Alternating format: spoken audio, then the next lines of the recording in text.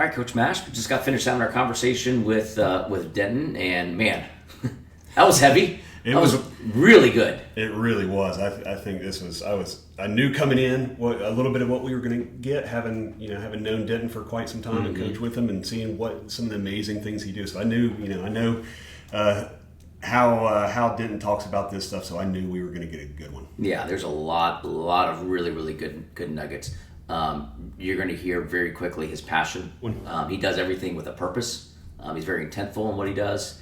And you joked about it, but you said he's one of the few coaches where kids are literally they hate him, and they love him. Yeah, and anybody who's ever been around the game of football understands that. There are coaches you hate at the same time you love them. You hate them because they make you do things that maybe you didn't want to do, and they really push you to points beyond where you push yourself.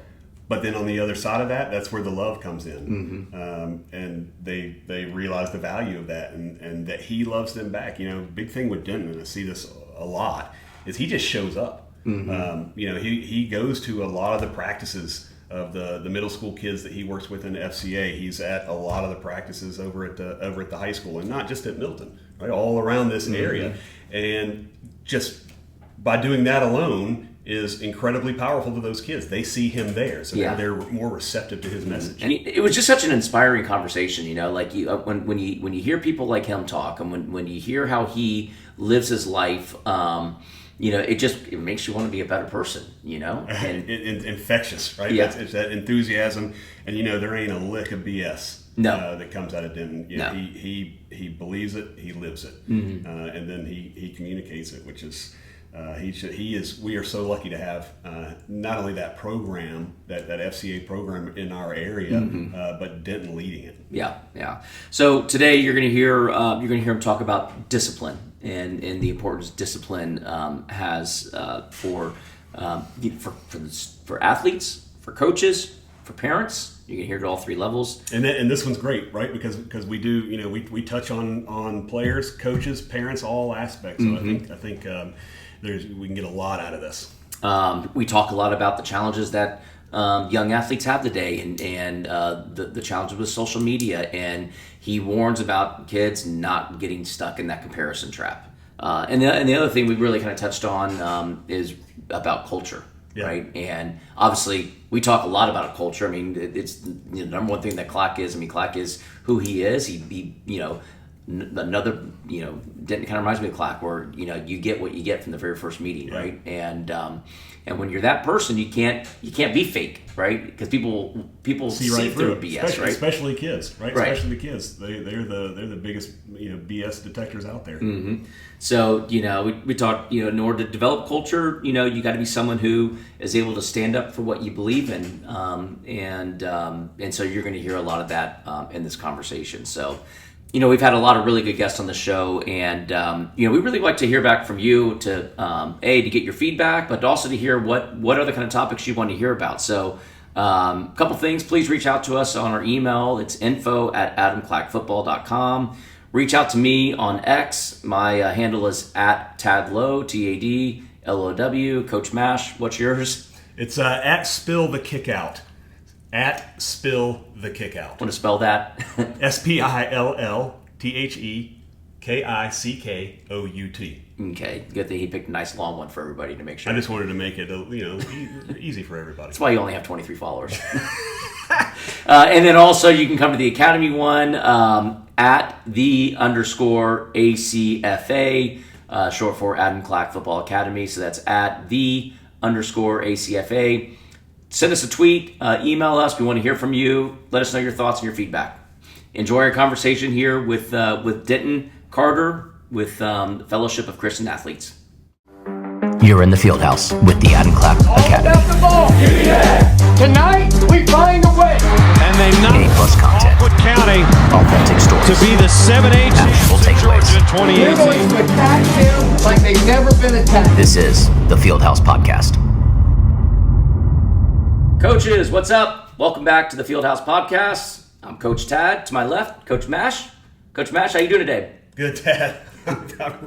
I'm really good. Good. You Glad seem we kind got- of angry and ornery. What did your Georgia team? Did they kind of? Yeah, they got knocked out by Oklahoma in the first round. I was really hoping for a deep run and get a good seed in the tournament, but we'll see what happens. Yeah, well, hadn't been in hopefully- a tournament since 2015. Like, I just want to, one of these years I want to see the Dogs in round one. Well, maybe they'll surprise us here if they get into the big tournament. Maybe they'll surprise us here in the Final Four and make a good run. We'll see. Yeah, let's see it. We'll see. Well, I don't want to spend the day talking about basketball. I do love basketball, but I want to talk about football because that's really what we're here to talk about. And more so than football, we're here to really talk about the athletes. I'm really excited about today's episode. I'm really excited about today's guests because kind of on the ducktails of what we talked about on our last episode.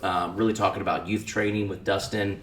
Talked about, obviously, the benefits that come with training, but also talked about some of the challenges that can come with the amount of time kids are dedicating to sports, the risk of burnout that come with that. Another aspect of that is the whole mental side, right? And there's a lot of challenges that these young athletes are going through, and I'm super excited about our guest today. We have with us Denton Carter, who is the North Fulton Area Director for Fellowship of Christian Athlete. He's a man of God. He wears his faith on his sleeve. He's a leader in the community.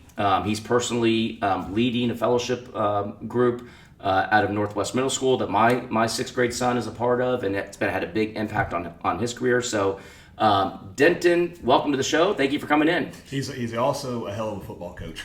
He is a good football coach. He does know one or two things about football. So, Denton, welcome. Thank you. I really appreciate you guys having me here. Thank you so much. Denton, tell us a little about your background. Tell us about when you got involved in sports and how that eventually led into coaching. Well, I have a very unique background. It's very I call it eclectic. Just a lot of mixtures of different things. But football has been something that I knew that I was going to do from the start. Just with the family members that I have. My father didn't play sports. Believe it or not, my father was a drum major at an HBCU. Oh wow! Yeah, so he was athletic, but he didn't play sports. But my uncles and my cousins, they all played football. Some of them went to the NFL. My uncle, who I really looked up to, ended up getting drafted. He was a black quarterback that got drafted, but he thought he was a quarterback. And during those times in the 70s, they weren't having that. And he got drafted by the Jets and, Joe Namath. But so he, so I was always keyed in. My nickname when I was little was Deacon D. That was my uncle's favorite player. So I was like, I was going to walk into this life playing football. And I've always loved it. Something I can tell people is the person who loves football more than anybody else is my mother. It's fun being able to talk about football with my mom on the field. I'm talking about coverages with my mom, but that's all she knew. She grew up around. Yeah. But for me personally, my journey playing football, actually saw a lot of success in football in high school. Went to a school in Columbia, Maryland called Wild Lake High School. I was a state champion. There were state champions before me, very traditional. But that was the place where I learned how to coach. That was the place where I learned how to play football. That was the place where I learned how to be a man. And that was part of my journey. I tried to do the college thing. Just in those days, recruiting, and I went down south to go play, and the coach wasn't really trying to hear it. So I was like, you know what, cool, not a problem. I'll join the military.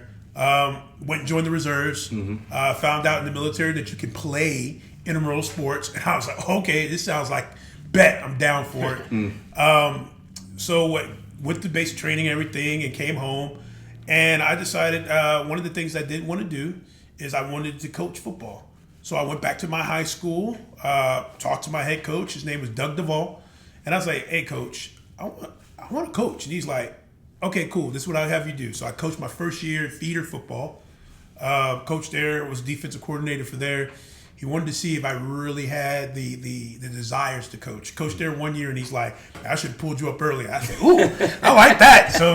So pulled me up, had some success, coached a few kids that are playing in the league now. Well, not anymore. He's one of my biggest guys that I got to coach at linebacker was a guy named Zach Brown. Played at Chapel Hill, got drafted by Tennessee Titans, played for a little while. That, to me, is my biggest claim to fame as far as coaching-wise. That's a good one. Yeah, so, I'll tell you some stories later about how you guys keep talking about one of the mean coaches and some of the things they used to do to him. But to be honest with you, went back, the war kicked off, ended up going back in the war to fight. and just really doing a lot of stuff, playing intramural sports while the war was kicked off. And then I retired around 2019. From the military? From the military, retired and moved here. Kind of crazy how we got here. I was not planning on coaching football, was not planning on participating in football. My son decided he wanted to play football. I was like, no, because I don't have a job, so I can't afford to play right now. Got a call from a few of the parents, and I was like, okay, since these guys are going to pay for you to play football, you're going to give them your everything. What ended up happening is I was went from the sidelines to the actually in the fan stands to the sidelines till I started coaching 8th grade year, and I was like, how did this happen? I was like, I'm not coaching, but great, incredible journey. It's as far as football wise, which ended up transitioning to where I'm at now with Fellowship of Christian Athletes. So So I just wanted to say, Denton and I have a couple things in common. So one, we coached together that in that 8th grade season with the class of 2025 in the Milton feeder program. Just an incredible team. So we got to know each other there, but really I think where that connection came was when we made that military connection. And there's a lot in coaching football that mirrors what you do in the military. And so I think he and I just kind of jumped on with each other real quick with that and kind of saw that in each other. But I'll tell you, just as an aside, coming in today, I was talking to my son. He played with us on that team. I said, we're going to go and talk to Coach Denton today. He said, man, I hate Coach Denton, but I love Coach Denton. That's it's a good thing to have. It's good to have fear and love, right? Coming from those kids loved Coach. Yeah, that's great. That's great. And it's no wonder why that Milton class of 2025, you two coached it in 8th grade. Why probably one of the best classes to come out of Milton. So tell me, talk to me about that transition. So, you retired from military, you're in coaching, obviously huge passion of coaching. Right. When did the Fellowship of Christian Athlete become a part of your life? Well, I was making a decision. Like my son wanted me to follow him into high school to coach football, and it was a very strong consideration. I was like, okay, what are we going to do? I thought about it at applying for West Forsyth and start there. But I was like, you know what? I really just want to watch my kid play ball. I have a son that's actually graduating this year and going to go play college football. You only get that experience once. Yeah. So, and I was like, okay, how can I stay involved with sports and be of an influence? Another thing that a lot of people didn't know is I had finished seminary school 8th grade year. And I was like, man, but I got to get in ministry. My wife's like, how you going to graduate with a degree and you're not doing that? And I'm like, but I want to coach football. So trying to figure that out was like really, really difficult. And let me tell you how this worked out. I actually was looking for where to go, and Fellowship of Christian Athletes, never heard of it. Up north, wasn't big when I was going through school.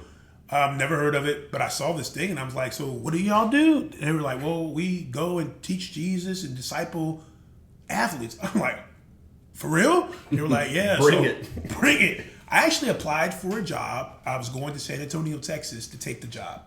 I was in the system, getting ready to sell my house to move down to San Antonio, Texas. Got a phone call from the Metro director, all of Atlanta. So all of Atlanta director was like, hey, I see you're in the system and you're about to go to Texas. Hey, can we do lunch? Because I might have an opportunity for you here. So we sat down.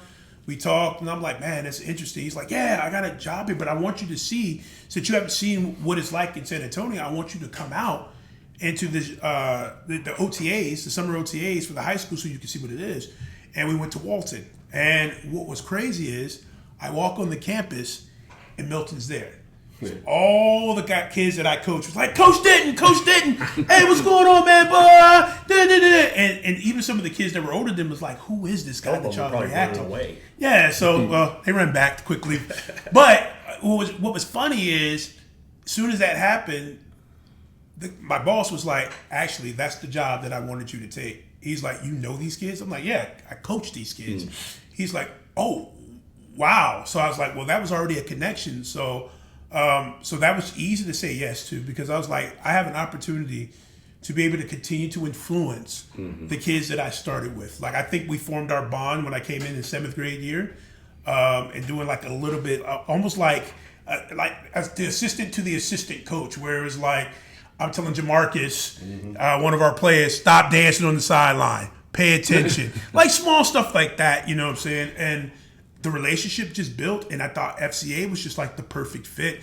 And we came in, and it was like, boom, everything started right off of that. So just, to me, that's a God moment, because I wasn't supposed to be here. I was supposed to be in San Antonio, Texas. Yeah. And I ended up being in a community that I love, that I'm a part of, that I've actually now see all these parents, and it makes me smile that knowing that they have somebody in their corner that's going to take care of their kid, not just on the football field, but also off the field. Yeah, and making a huge impact while you're doing it. So for those that don't know, tell us a little bit about Fellowship of Christian Athlete. Oh, man, let me tell you, I wish I had a Fellowship of Christian Athlete program. First thing I would like to start with is, as a Christian kid playing football, I often used to feel alone because I was different. Like, I was the kid who was going to Bible study on Wednesday. I was the kid who was in church every Sunday. I was the kid who wasn't doing some of the stuff that my other fellow athletes. Wasn't really part of the culture. I wasn't a part of that culture. Like, I played hard. It was pretty good. Was friends with everybody, but they noticed that I wasn't at the games. I wasn't doing the things that they were doing. I wasn't partying. And I never had anything to connect with as far as my faith level. With Fellowship of Christian Athlete, which I tell you I learned by Google, Fellowship of Christian Athlete had actually started, the way that it started was that one man, McClendon, had a vision that said that if athletes can sell cigarettes, they can preach Jesus. I mean, that's It's a big contrast there, yeah. Good contrast. Yeah. Crazy thing, Branch Rickey, he was the first person to be a major donor to the program. Also the guy that brought the first black man onto a team. It started out as camps. They used to do small camps, and then it expanded. So Fellowship of Christian Athlete, their whole goal is to be able to be an avenue, a platform for athletes to not only know about their faith, but how does their faith pertain to sports. And I think that FCA, because of sports is so huge that FCA has an avenue where we could be able to teach kids that Christianity is not always about being in on a Sunday and just dressing up every day. I think that the more and more people understand who we are, the more and more they're accepting of our faith structure and the conversations that we have. So FCA has made it an important part. Like we have a program called E3. E3 program is like the first thing you do is you engage, right? So you're talking to students, and then you make sure after you do that, you engage them, and then you equip them, right? You teach them all the skills that they need in order for them to be who they say they are. And then the last one is you empower them. Now you send them out to do the task. And everything that we do is in the gaze or in the structure of sports. So like the things that we talk about have sports vernacular to it. So kids like catch up when we talk about warm up and we're talking about huddles. And it's a language that athletes understand, which makes our message even better. Which was great, because that's, I just think back when I was a kid, like when I was 10, 11, 12 years old, I mean, I was a sports fanatic, whatever sport there was. So being able to kind of tie those things together, because there are, a lot of those kids are already thinking in those languages, right? Yep. They're always thinking about sports, so now being able to add an additional layer on top of that and be able to speak through that language is really powerful.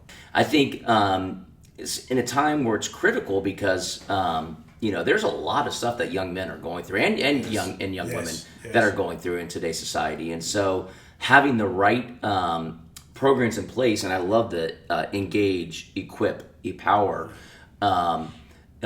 Kids need that right now. They need that today. I'd love to hear. I'd love to hear some of the impact that you've already had on kids. One of the stories that you can share. I can tell you, I got some great stories. But I would like to tell you guys that oftentimes, like I heard you say, they normally separate it.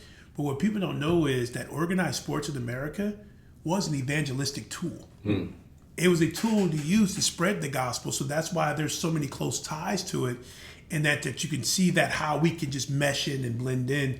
And it's easy to kind of get in because a lot of the structure of our faith is a lot of structure that's in sports. It's so built in so that kids can kind of like, okay, I could fit into this. And success stories. Oh man, where can I begin? let's start with this. So one of the things I can tell you about FCA is if you win the football team, you win the school. If you win the football team, you win the school. Like I told you, I had an advantage. My biggest advantage was that I coached a lot of the 2025 class. Mm-hmm. So I was, and Ben, I think Ben used to watch me when I used to coach too. Because when we had a conversation, it's kind of like he knew me in a sense. But he was like, Denton, this is what I want. This is what I want for my program. And this is where we need to go. Mm-hmm. And I was like, well, how do I fit into that? And this is Coach Ben Reeves we're talking about. Coach Ben Reeves.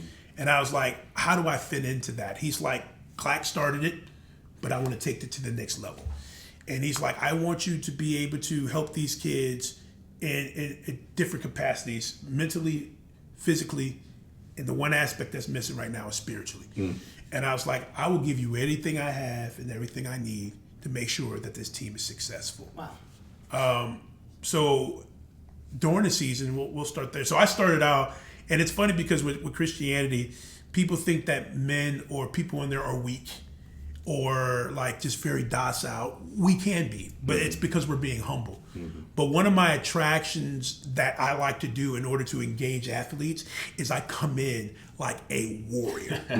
Like it's not this, it's like, check this out, blah, blah, blah. You know, I go in like, quick story. I did the pregame speech for Walton versus Buford, the year that Walton beat Buford when they came up the next class.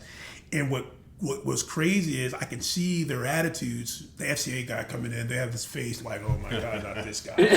And the first thing I do is I jump up on the table and I do a speech called Conquer the Land. And I was like, Buford has bought and paid every player they are. I says, we are destined for this. God says that we're going to go forward and we're going to take the land. These giants will fall. And you can see the coach's eyes get this big. Everybody was expecting that. Where did this come from? So and I had to bring that to especially first male sports. Like I said, you win the football team, you win everybody. And I brought that same thing to Milton because that, like Walton, that was my practice. Yeah. But I came to Milton and we just came in with I came in with the same attitude, mash my halves, that there's a mindset that we have to have. So I grabbed their hearts first by showing them it's okay to be masculine and be a Christian. It's okay. I understand that there's a lot of things going on in this world that's telling you not. It's okay. I said, I want you to be the greatest warrior, but being humble means being able to control it. And that's what it's about. I was able to set the message. Ben set it up that before school, that they play Friday games. So before school, every Friday, we're sitting in the theater. And the way I always set it up, because I understand every kid's not a Christian, so I start with character speeching. How do we build character? What are some of the things that you need in order for you to be a good character, right? My saying that most people know me for is you have to understand while you're playing sports, you're representing three things. The name on your front, that's your school. Mm-hmm. The traditions, the hard work that these coaches put in, all the stuff that comes in with being in this school, you're representing that. And then the second thing you're representing is the name on your back. That's your family. Do not disrespect your family out here on that field. Because everything that you do, they're not going to say, so-and-so did it. They're going to state your last name and who your parents are and what you're doing. So you are representing them. Mm-hmm. And the last thing that you represent is the person that you believe in, the man up above. Mm-hmm. Because he's going to see everything that you do. And then when you definitely walk into a life of faith, people are going to judge you because they want to see, are you truly living what you're living or are you only pretending?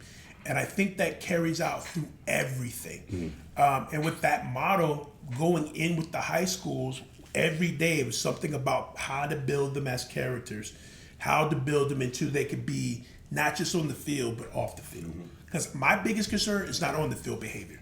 My biggest concern is how you act off the field or in between when you're engaging somebody. Like football is a combat sport. Football was actually designed for military strategy. That's why West Point would never give it up because that's how they design military strategy. So we go to battle. But the thing is, can you stay under control? Can you stay so you're not getting penalties, so you're not getting in trouble? Do you have the mental capacity, the mental strength to understand when to shut it off? Yeah. Yeah. And it has to be about discipline, and it has to be about building these characters before you even get on the field. And it really truly ties into your Christian walk. discipleship is what? The STEM word is discipline. Discipline. So that's why I'm hard. But because of that, this is the ground that I've seen. After I started that, we've had kids, like I'll go through a whole session where I'm teaching building. That's part of that engage and equipping. For every state, I've done it 2 years in a row. Before the state championship game, I ask, because normally what I do is I'll dismiss the kids who don't have faith and believe, and some kids will stay because I'll switch over to a Christian message. Some kids would stay, some would leave. It was cool. But what I noticed is the ones who were staying, they were engaged. But then at the end, the very last meeting we had last year before the state championship, I was like, if anybody wants to give their life to Christ, I ask you to give your life to Christ today. The kids who gave their life to Christ have the biggest platforms on stage. Oh, yeah. Ja'Cory Stewart. Yep. Interception for touchdown. Wow. Heineke. Fumble for touchdown. You know what I'm saying? These kids are the kids who gave their life to Christ the day before that game. And now they're on a large platform. And the first thing Ja'Cory says, that was God. God gave me that opportunity. You know what I'm saying? Did the same thing this year. Same thing this year, same results. The kids who gave their life to Christ are the same ones who had big plays in the game. And it's because they understand that it's more than a game. But we have to play the game. And we have to do everything because you are a representative of Jesus Christ. You have to do everything with excellence. You have to do everything hard. And I think they firmly got it. And it's just been seeing people, watching kids now who are starting their own Bible studies, who are going to their other players' baptisms, who are going to these other kids' churches. And the only thing it took is for me, like you said, to wear my faith on my sleeve. Like today I'm wearing it on my chest, but to wear my faith on my sleeve. Because when I started this program here in this area, like nobody was saying anything. But then I started hitting whispers, man, we love the fact that you're bold in your faith. And I said, if it takes me being bold in my faith to get everybody else to be bold in their faith, I will be the sacrificial Stand out lamb. front on that. Yeah. So I do want to go back to something, Denton talking about the beyond the field, right? Yes. Being on the field for 4 years or 6 years or however long, that's very fleeting. And so, what do you take away from that? And you and I, Tad, we've seen this. We've seen this over the past month and a half or so up at Parkview with Coach Clack, doing the weekly culture meetings, and really emphasizing that first before anything that has to do with getting on the football field, right? And what's the mission of the program? Building men of integrity, right? Which doesn't have anything to do with football. Football is the tool Byproduct of it, to do that. Yes. Right. Is the tool that we can use to build those men of integrity. But you're saying the same thing. Is how can we make them better on the field, of course, because that's the job at hand. Right. But more importantly, off the field for life. Yeah. Yes. Yeah, because the majority of these athletes, 100% of them are going to have a life beyond what happens on the field. And I say that, like I tell them, like if you ask some of the young men, I tell them that I'm hard on you because football is fleeting. You will be a father or a husband longer than the football career. And I said it goes fast. And I said you know what? I love the results that we have on the football field, but more important to me is what you do off the field.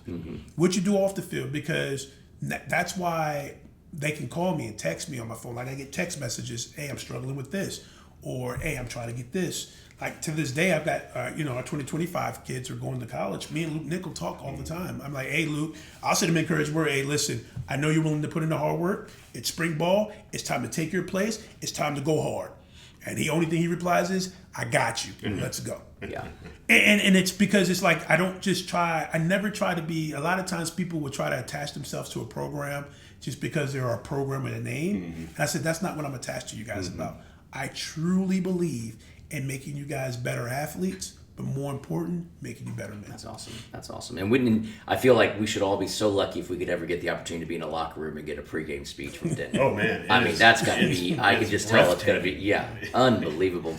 I want to shift topics here a little bit, and I really want to talk about young athletes. Definitely. And I want to talk because in your role again, shaping these men, shaping their future, it's not always an uphill, easy straight path, right? To get to the promised land. Not even close. And I look at what's happening right now, and you just see it, the impact that social media has on these kids' mind. I mean, everybody, from some of them younger, but I know it's like a rite of passage now. When you go to 6th grade, you get that cell phone, and that cell phone is on them the entire time, and they're looking at everything. And social media constantly is telling them you're not good enough, you're not a good enough athlete, you're not strong enough, you're not practicing hard enough, you don't look as good, you're not as pretty, you don't dress as nice. I want to hear from you firsthand. What are some of the biggest challenges that you're seeing right now with kids that are really having a negative impact on their mental health? Comparison kills. They're comparing themselves to other people. I've seen kids who take it hard because they're not getting these offers, and you see guys who are posting up all these offers and different things of that nature, and then they feel like they can't make it. Or even with kids, well, I was like, listen, I'm gonna be honest with you. When it comes to a D1 level, they're looking for measurables first before they look for skills. So if you're 5'5" playing on the line, you better be the best 5'5" guy to ever exist in this world, or they're not going to take you. But because of social media, some of the problems is there's instant gratification. They don't see the hard work that goes behind that. They only see what's instantly put out there. And that's the point. biggest problem with social media is you hear different voices telling you to do different things. So you're never stable because one person might have went that way, that was their path, and another person went that way. And you're trying to get what they have, but the problem is that's their path. You might not be built that way. For me personally, having a son who played ball and that's going to college, we took a different path. We didn't take the same path. Like I limit him on social media, right? But I was also hard on him. That's just what I'm known for. But he appreciated that because I didn't want him to look at other guys. Because if you think about it, that 2025 class, we didn't get our offer until after the season when he started worrying. They had just canceled walk-ons because his goal was to go walk onto a school. So he was panicking. He switched positions at the last minute, even though I told him to play it for 4 years, the DB. And he's like watching all his friends, Tennessee, like every single one of his friends were going to top D1 programs. And he's not hearing anything right now. And he's like, I was like, well, first off, we're not living this life for football. We're not comparing ourselves to everybody else. We got to find our path. How are we going to do it? And I said, I guaranteed if you follow your path, a perfect situation will come up for you. And a lot of kids want to take everybody's path but their own. And there's a lot of pressure that comes from parents also. You see it a lot in this area, and I know we got parents listening, but I see a lot of stress on kids in this area. Yeah. Getting into certain schools and getting certain grades and getting into a program. And I'm going to tell you a little secret. My son is he just dropped to a 3.8 GPA. 3.8. He's going to go, he's got a scholarship to go play at Delta State. I have never gotten on him about homework while he went through high school. I did all my hard work before then so that I was able to allow him to make these decisions later in life.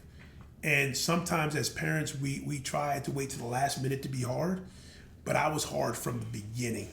And if you guys want to interview somebody about the process, I'll bring him in here. But he'll tell you, the first day he put on pads, I wasn't coaching him. And he hit somebody so hard that he took the kid out, but he started crying. And I said to him, you can take these pads off now and we can go home and never do this again. Or you can face reality that these things are going to happen. You got to keep playing. And he's been playing ever since then. And I built manners in him in the beginning. Like, yes, sir, no, sir, in the beginning. If you don't have your grades, you ain't going. One time we missed practice. Why? To Coach Mashburn. Because he didn't clean the kitchen. I do. I remember that specifically. So it was about parenting him for him to be successful. Well, and I would say, too, it's you use the term hard. Yeah. I would say you could see the future.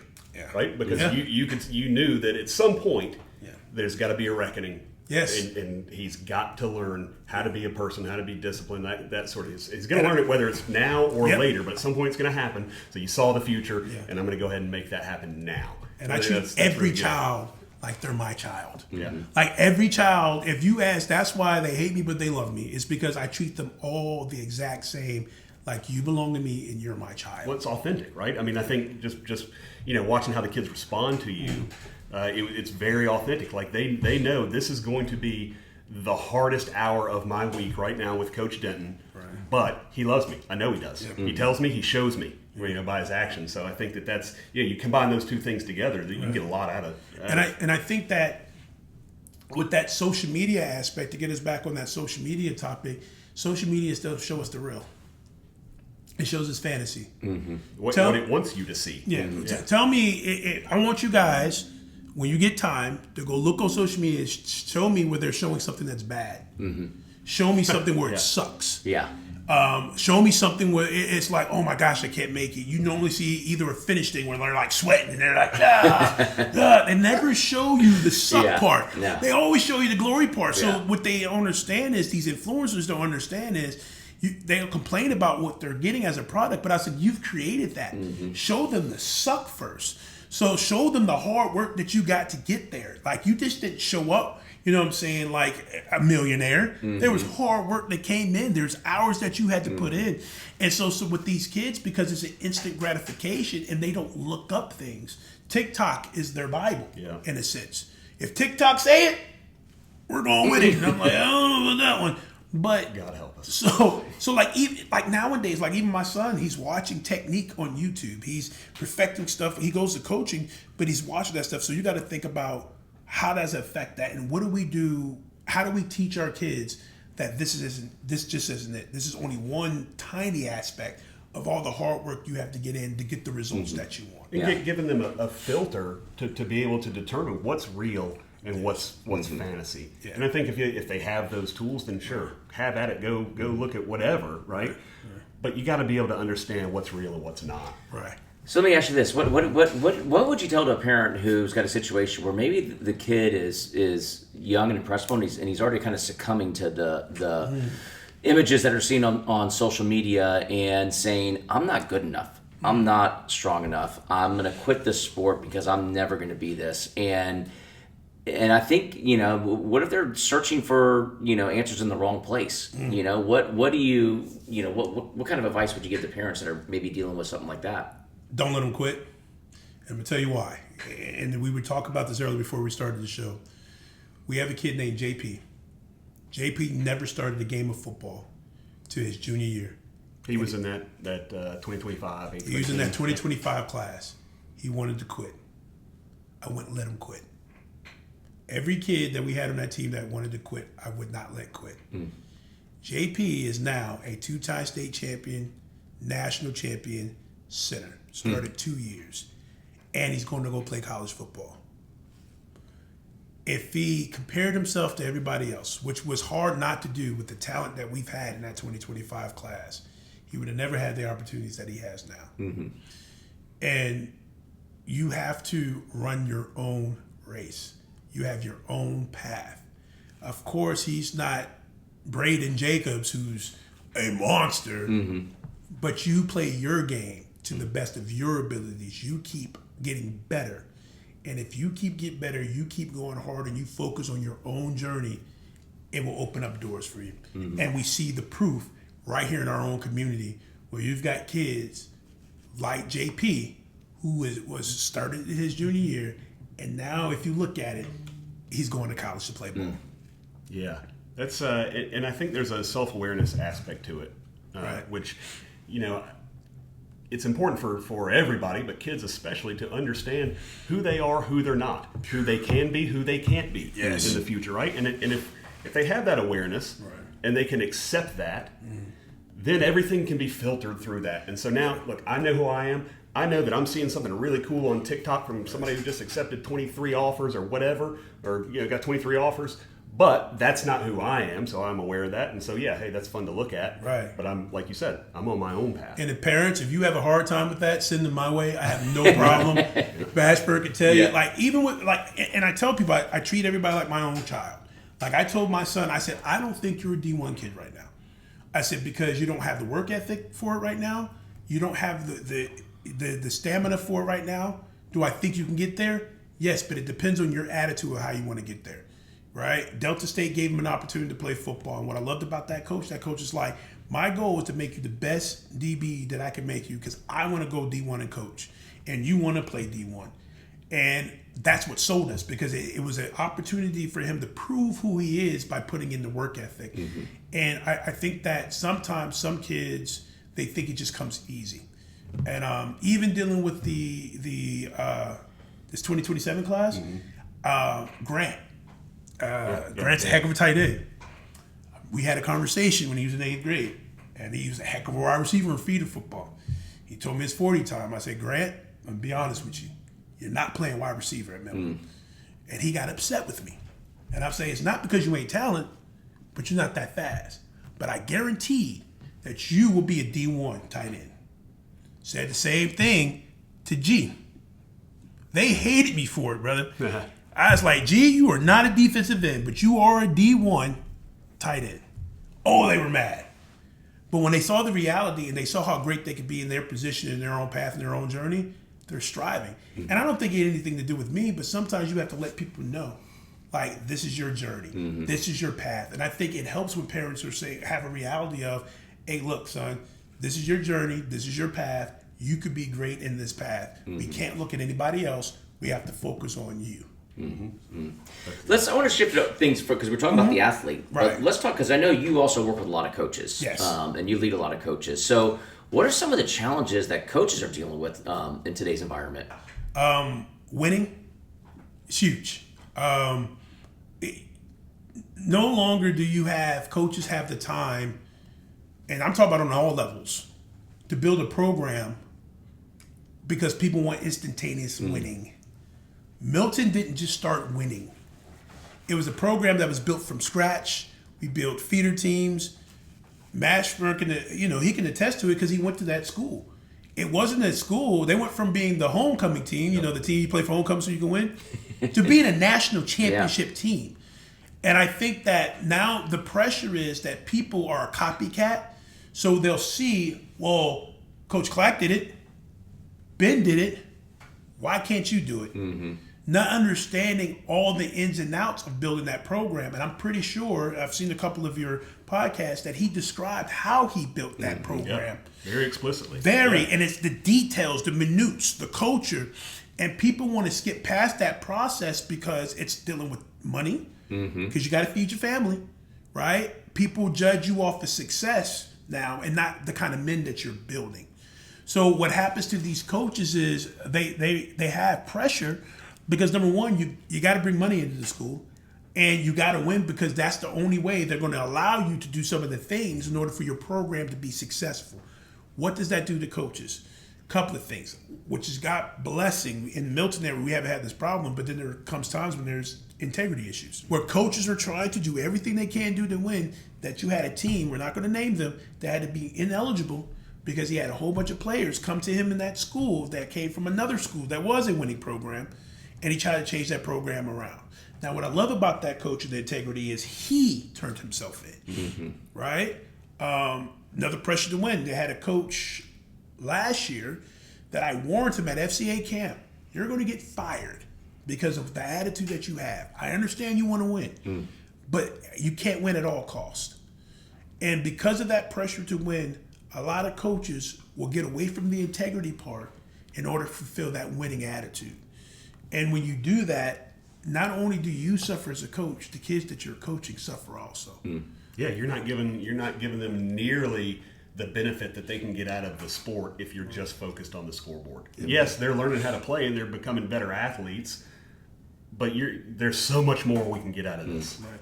Because as a coach, like you need the Jimmies and Joes. You always say that you need the Jimmies and Joes, but I've seen tons of programs who have all the Jimmies and Joes and can't win. Oh, we see it every year.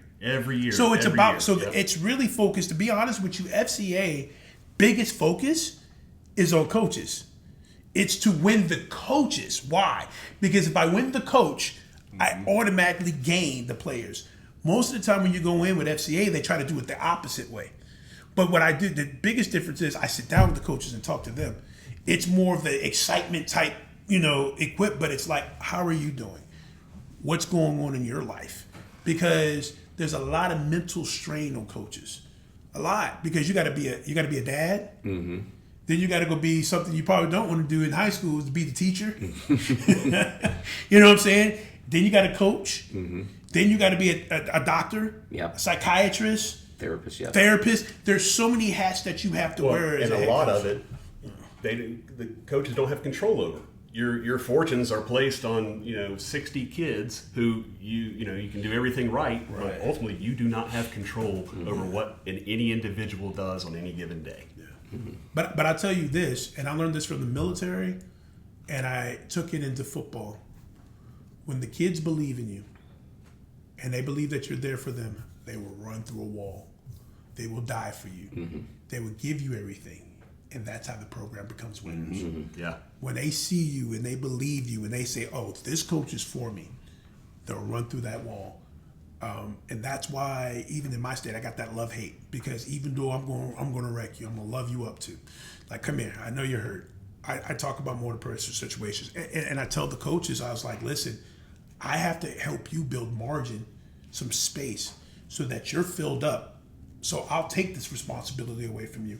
I won't put this pressure on you so that you can get a break, so that I can fill these kids up so they can understand how much you love them because you're putting me in their lives. And I think that, like I said, one of the biggest things coaches, like integrity failures because of those pressures. I believe that sometimes these coaches who have faith, they're scared to share their faith because they're afraid of what the repercussions that come with that. But I tell them that if you know the rules, you can't talk about your faith during school. It's got to be before, at lunch, or after. And if a kid asks you, you can talk about your faith. And when you're on the field, if you want to talk about your faith, you don't make it mandatory. Yeah. That's how, and what that does is it makes you healthy because now you don't have to feel like you're lying and hiding stuff. Mm-hmm. Yeah. And that's on every level. It doesn't even have to be somebody of faith. Sometimes some coaches feel like I can't show who I truly am because I'm at risk of losing my job. That's a tough place to be. Yeah. Mm-hmm. Tough way so you get pressure for winning. You're pressured that you're making sure you're showing a certain image that you have to be, and you got to be a family man and all those different hats. Yeah. So I have tons of respect for coaches, and that's why every time I introduce myself as an SCA for coaches, I never say, I want to do. I always say, how can I help you? Mm-hmm. Well, it's that servant leadership. Yeah. That's servant leadership. And there's this balance that, how does faith play a role into, how I'm coaching? And we see the dangers in today's society. We talked about it beforehand. Coach Joe Kennedy, former coach up in Washington State, who was fired from his job for preparing for his players after a win and a challenge. And we're fortunate here in the Southeast, right? Because it's a little more acceptable. Yes. But it's not acceptable everywhere to lead with your faith, right? To talk about Jesus, to talk about the things that we're talking about. Right. I mean, hell, there's parts of the world that you get killed. You get killed for having the conversation that we're having right now. Yes. And so that's I can imagine that's got to be incredibly hard for coaches. Oh yeah. And so what advice do you have? Are you giving to coaches that are trying to figure out what that balance is? How could you be scared to speak about your faith, but you're not scared to ask this kid to give you your all, right? Because to me, I'm like, if that's the case, then you're not giving them your all. So the case that you were talking about, I actually got to meet him last year at Real Time. And think about this. His wife was the HR who turned him in. Ooh. Wow. A lot of people don't know that. I did not know that, no. So his wife turned him in for the HR complaint, which caused a ton of problems. Oh, I can imagine. Jeez. And the only thing he was doing was going after every game, he would go to the middle of the field and pray. Right. Middle of the game and pray. So he ended up now it took many, many years for him to solve that issue. And he finally got it up to the Supreme Court, and it says you can't violate his right. He can't force kids to pray, but he's able to talk about his faith. It has to be during these certain times. It can't be a curriculum thing within the school year, which is what allowed FCA to come into schools. Because now, if you read your constitutional rights, which I normally provide for coaches, this is when you're able to do it. This is how it comes about it. You know what I'm saying? Promoting your faith means that you're going up to kids and say, hey, kid, you want to hear about Jesus? But if a kid comes up to you, it's like, hey, I know you are a person of faith. Can you help me? Yeah, sure. I got you. It allows us to be able to, we're allowed to carry our Bibles everywhere we go. But that's tough as a coach because you got to be a winner. But at what point in time do you say, do I stand up for what's right or what's best, which are two different things? right?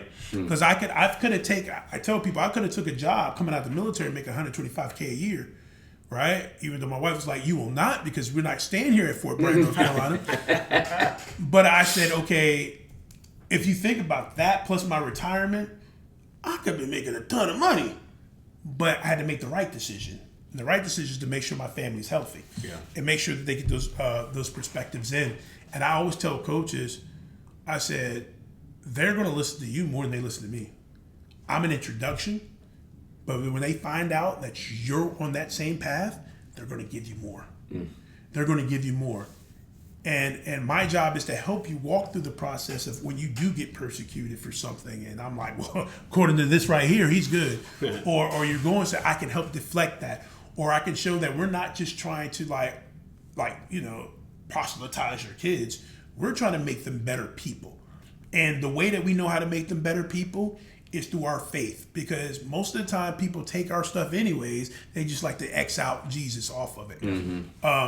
But these coaches, I would tell them, like most of the coaches that I've seen that are success has some kind of background that's in their faith walk because of the discipline that your faith has that allows you to be disciplined. Building a culture. Like when you become a Christian, there's a different way that you live and you have to follow that. If you make mistakes, you know how to judge that mistake. There's a playbook. And what's funny, like I said in FCA, everything we talk about sports-wise, there's a playbook that you have to follow. There's a game plan that you go for. So like if that didn't work, now we can go back and say, okay, but we have this that we can go to. So I encourage every coach to not change who you are because it seems more fake for you to pretend that you're not when you are than when you are.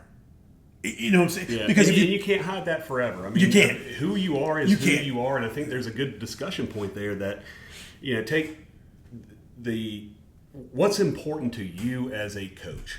What can you not, or as a human, right? What is so important to you that you will not compromise on? Right. And if you're in a position where you're having to make a compromised decision on who you are, right, then you're not in the right position. Right. There's something else out there for you. So maybe find that. And I think, to be honest with you, with like me and you click too is like we started to understand each other a lot better, not just the military, but because I said I believe and I have a belief in faith, I stood on that.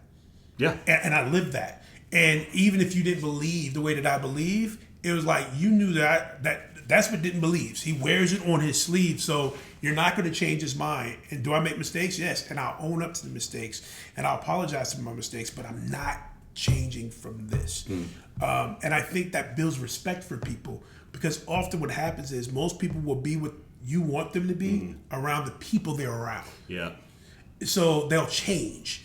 So I could be prim and proper for you if we're in business suits, but I act totally different when I'm around people in different environments. That code switching stuff. Oh, that code switching. Yeah. I don't. What you guys are getting now, anybody would tell you is me 24/7. Like trying to inspire people, showing my faith in every conversation. That's just who I am. So you brought up when you and I were working together, and I would say our religious beliefs are probably different, Right. But we were able to. That was never an issue, even though you were out front with it. Right. Because, and this gets back to what we talk about on here a lot, assume positive intent. And so I saw when I looked at the things that you talked about and what you did with the players. The first thing that popped in my head is he's doing this for a positive reason, so I don't really care, if he and I are on the same page with that or not, because I'm assuming that a positive intent, and I see the way they're reacting to him. So I think that is so important. Right. And anything we're talking about is a good practice with coaches. Right. Is assume positive intent. Same with parents. Right. Instead of immediately jump into that worst conclusion, assume that coach had the best interests of the team and the players in mind first. Otherwise, you're saying, let the coach coach. Yeah. Let the coach coach. He's not just yelling at your kid because he wants to yell at your kid. Now, there's a difference between being toxic and trying to be effective. Like we were just talking about an example, like we were playing 2025 classes playing Hillgrove. We were supposed to destroy that team. We go into halftime tied up. No, we were down. We were going that game down. And I just come in and I ream them. You guys are not playing up to your potential. I'm going crazy. And I hear a parent say, why does he have to scream at them like that? Thank God for Paul Nickel. He walked her away. I don't remember who exactly the parent is, but I heard her say it. And we come out the game and we score a touchdown, first play of the game. Second half. Yeah. And next you know it, we just start dominating the game. And the only thing I hear from the saying is like, well, I'll shut up. Yeah. Scoreboard. I'll shut up. Yeah. And because it's about trying to get the most out of people. And sometimes some kids I got to yell at. Some kids I got to go, man, I'm disappointed in you. And you got to let coaches. Coaches are some of the best, I won't say some, are the best teachers. Because a lot of people think, oh, football's just playing sports. I was like, no. You got to teach First, people. second, and third. Not only that, but then you got to coach the coaches too. If you're a head coach. Coach Clack had told you guys that not only is he coaching players, but he's also building the culture through the coaches. If the coach is not on board, then nobody else is going to be on board because what's going to happen is mutiny, right? If Coach Clack believes in something and then Coach Joe Brown believes in something else, it will cause this distinction among them. Like case nation scenario, me and Coach Terminia, totally different philosophies. I'm the more enforcer. He's more the guy that's playful, right? But we allowed each other to be who we are. And I said, what do you want to do? He's like, I want to win doing this, and this. I will make sure that happens. And that's coaching. And that's parenting too. As a parent, mom and dad, we have to say, one parent, I had to learn this with my kid. My wife is the loving mama bear, and I'm more the enforcer. And I allowed her to be who she is. She allowed me to be who I am. And now I see the positive results from our kids. That's coaching. That's all coaching. 100%. And it goes back to, it's like you got everybody in the boat's got to be paddling upstream. Yes. Or you got to be paddling together. Same right? direction. You gotta be paddling the same direction. Yep. If you're paddling right and I'm paddling left, boat Going goes in nowhere. circles. Goes nowhere. Definitely. So, or if you only have one person paddling and somebody else isn't, then it just goes in circles. But and Clack says, the best thing that he can do is surround the players with men who believe and bet brotherhood, effort, and toughness, and can help build men of integrity. That's his number one thing that he can do. If he can do that, that's going to have a positive impact on the players. And that network effect, right? We talk about that network effect, and you alluded to it earlier. Is you have a whole lot more leverage teaching people how to teach. Yes, because now you start to multiply, and it starts here, mentally.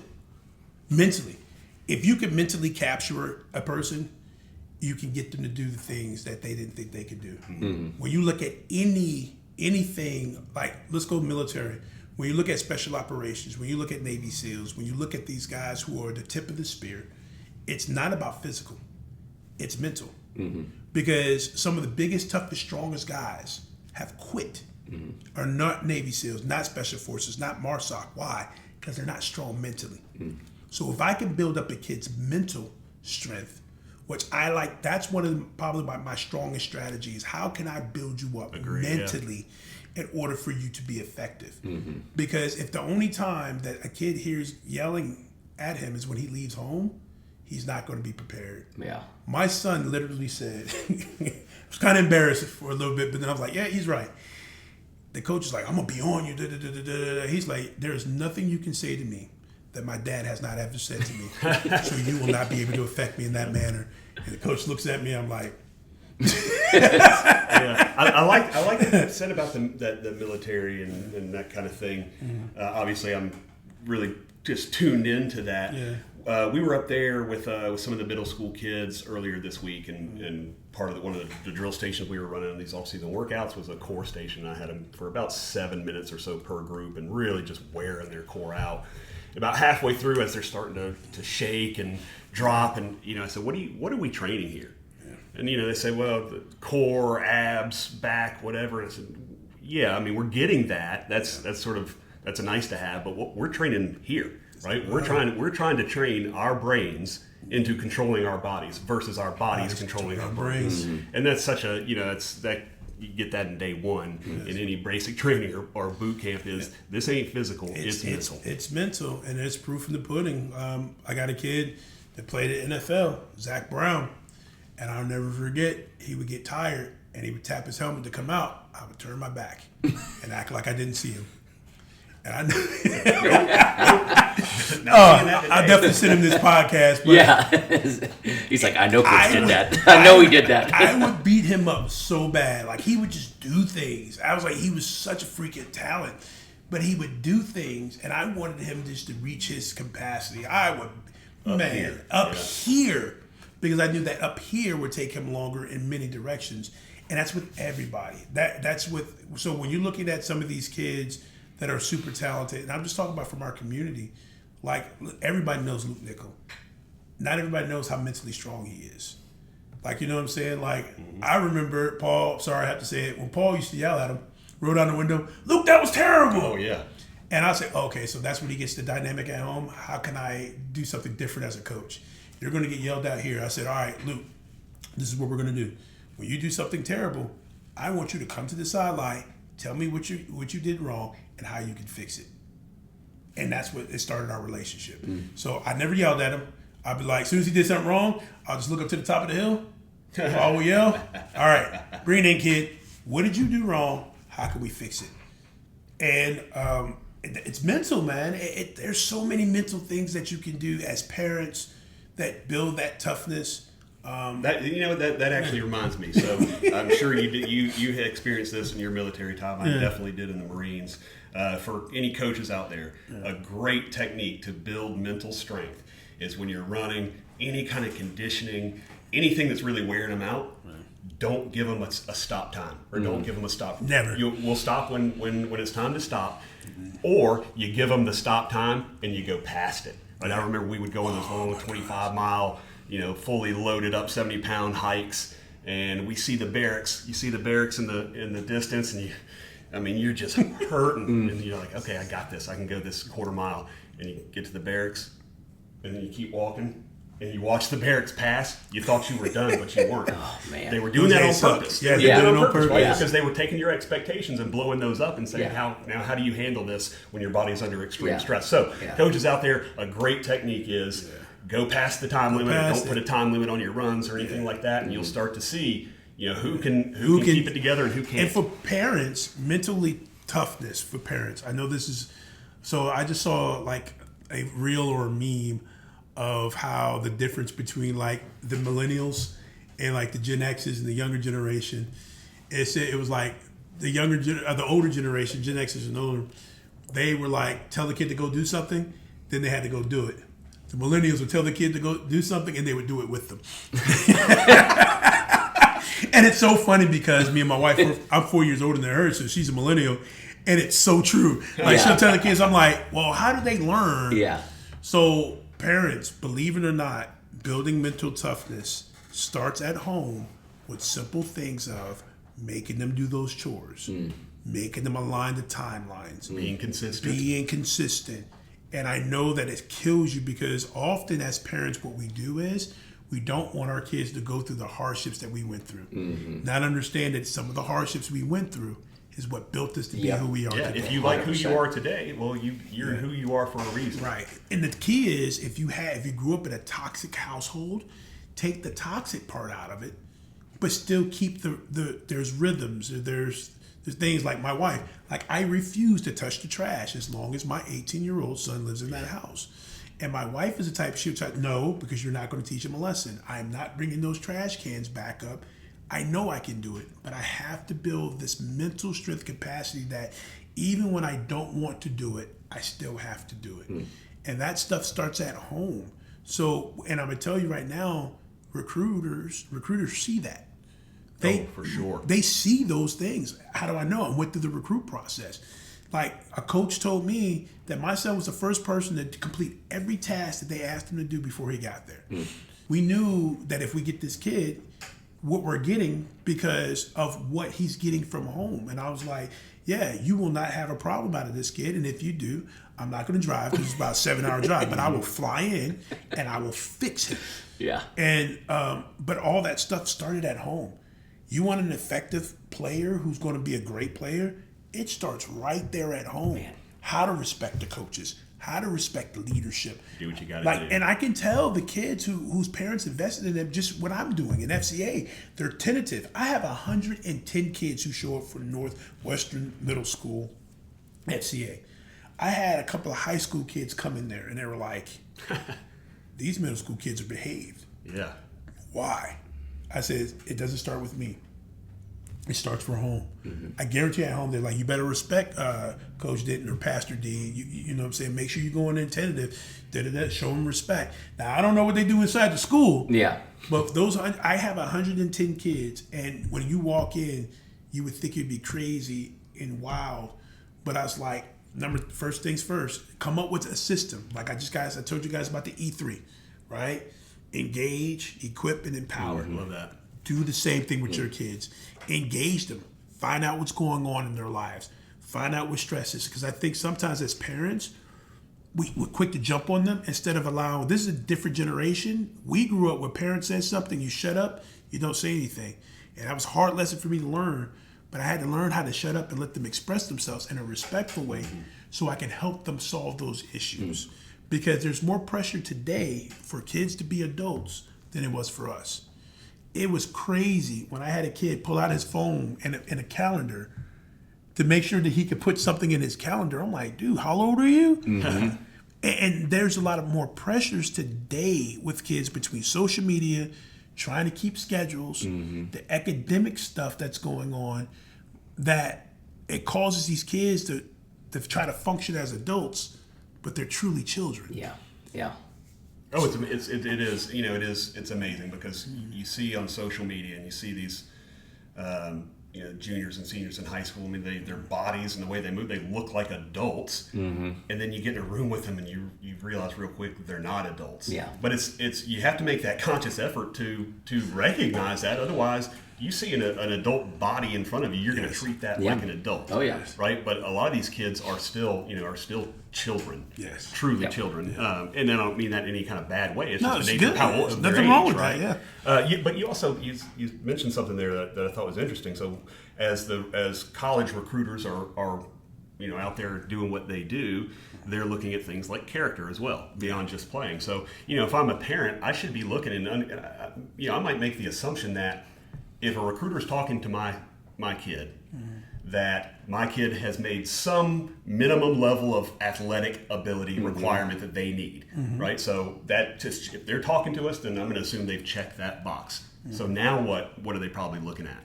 I mean, they've got all the film. And what separates? They want to know What kind of separates kid, you, right? They want to what know am what I that getting into character this is. What are they getting off the field, right? Because they've got every tool available to know what they're getting on the field. They don't, we know that. I think the most controversial conversation was Dion when he was saying that when I look for a quarterback, I look for a kid that comes from a 2-family home. He's real stable, mentally strong, raised the right way. When I'm on defense, I need somebody who's more of a renegade, ruthless, single-parent home, struggling to get out the Raised hood. himself. And it's funny because people took offense to it, but I'm like, it's so true. Yeah. Like you want, like there's a capacity that you want people to fit, and mentally, like I'm saying, when these recruiters are looking at these kids, that work ethic doesn't start like once they get to college or when they get to high school.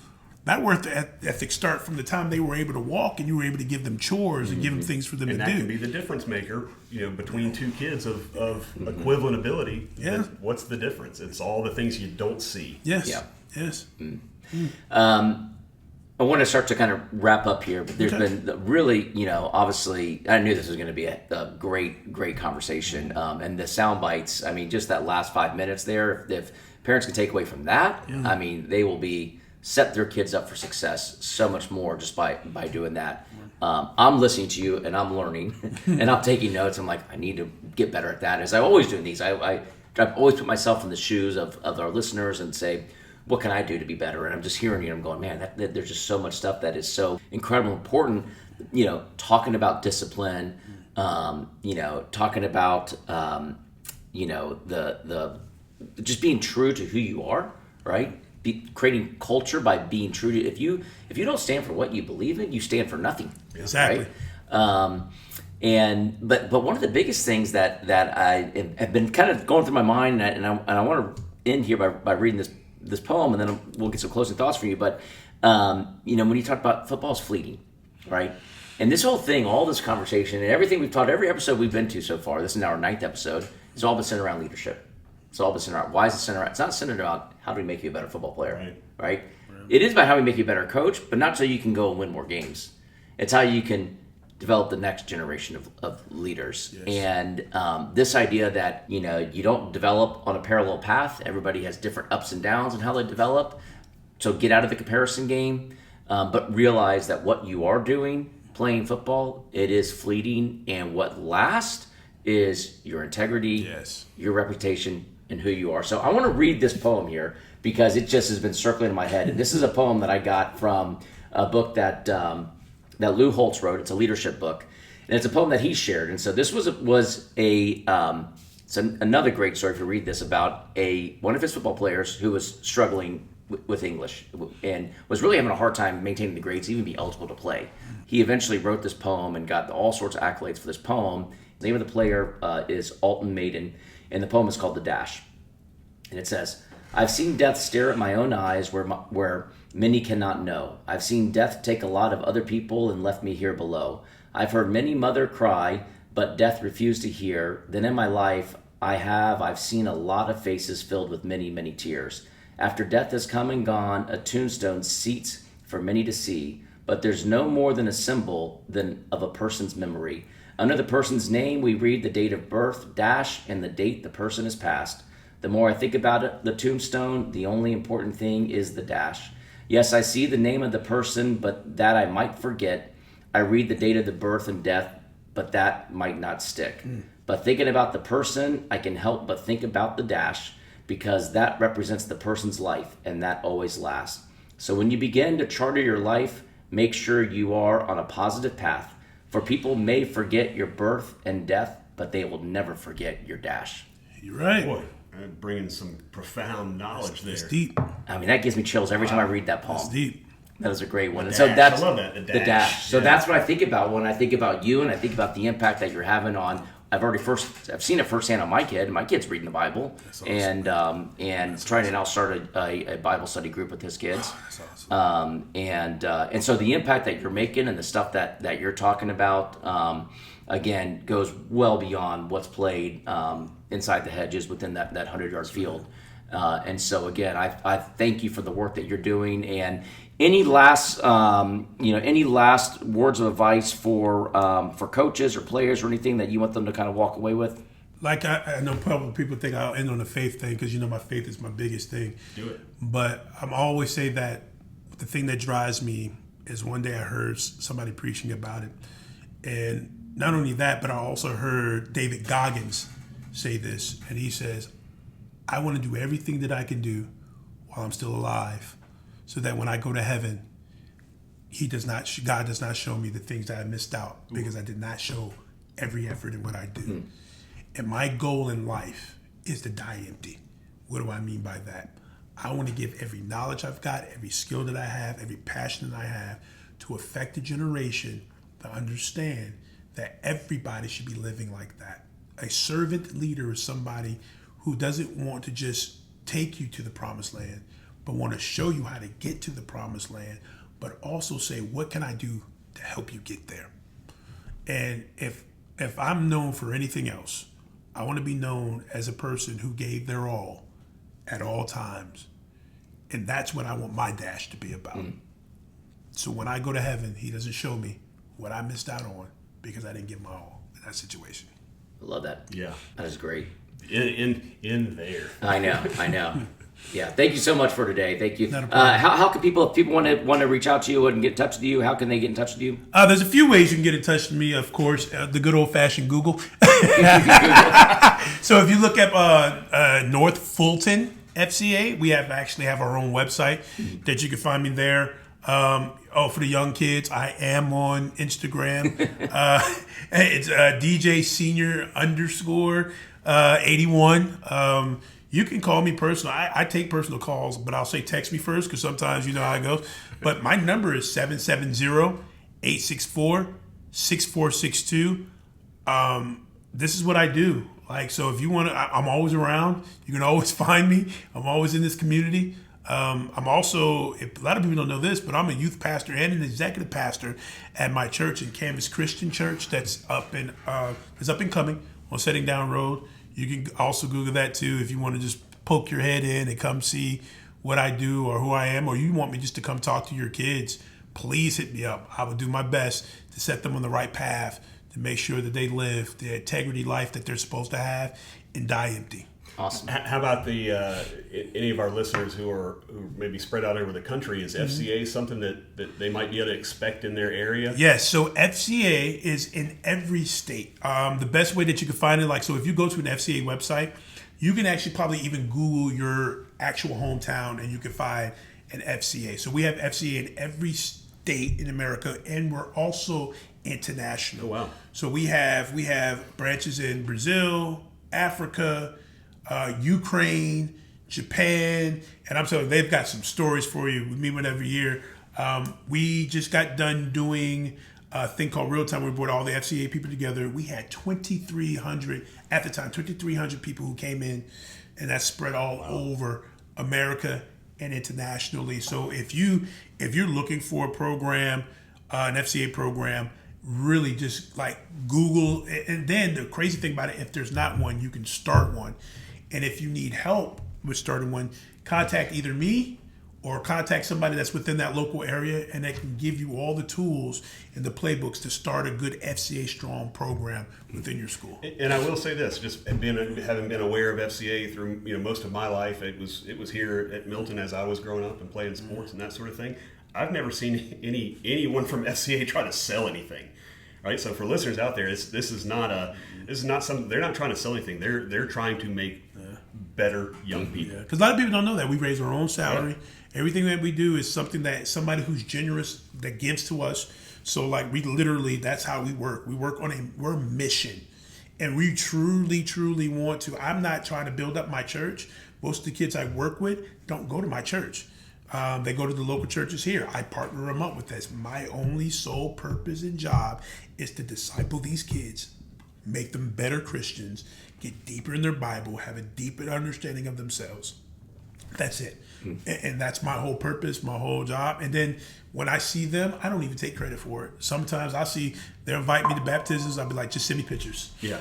Just send me pictures, because I never want to take credit for what God has done. That's really good. And I'm telling you, like he work. I thank God that I'm a vessel that he can use, and all the skill sets that he's given me. And now when I look at FCA, I was like, that's a good avenue for me to be able to preach what he wants and build kids to be strong kids. And I'm gonna tell you right now, parents, if I leave you with this, these kids want it. You could deny them from it, and they're going to end up either like China where they're hiding, or you can allow them to explore it. Don't be afraid of it. Let them explore, because I'm seeing a lot of young men becoming great men because they decided to follow their faith and be strong and have integrity and things of that nature. So just embrace it, because it could be something they could be doing worse. Mm-hmm. Yeah. Yep. Well, Denton, I really appreciate you taking the time to sit down and meet with us today. And again, you're a leader in the community. We're thankful to have you in the community. I appreciate all that you're doing with the kids here and really helping shaping the next generation of leaders. So with that, coaches, thank you very much for your time today. Hope you enjoyed the show. We'll see you out in the field. All right.